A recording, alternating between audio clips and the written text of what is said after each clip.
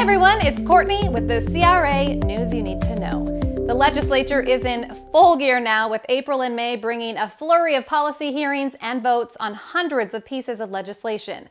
It's been busy and it's only getting busier. So we have some quick hits on some of the hottest CRA advocacy items and recent legislative actions.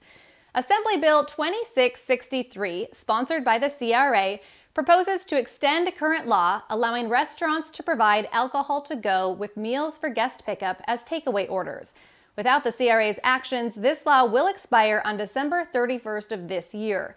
The measure was overwhelmingly approved by the Assembly Policy Committee.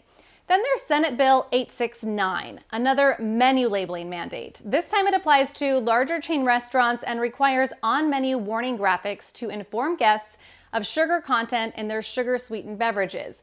The CRA objects to rigid, repetitive, and prescriptive on-menu mandates, particularly considering all the other means and resources, including technology, to inform guests about their dining choices. Additionally, the ink is barely dry on the last menu labeling mandate, facing these same restaurants, approved last year and taking effect in less than 3 months.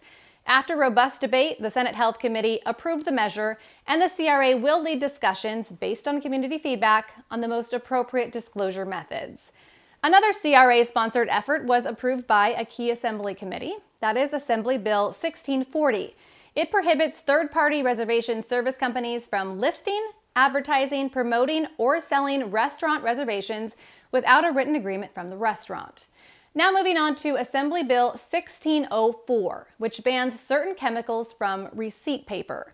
The CRA agrees with the goal of this proposal, but objects to the fines imposed on end users of receipt paper, like neighborhood restaurants, for responsibilities of the paper and receipt producers. Those fines are $5,000 for a first offense and $10,000 for a second offense.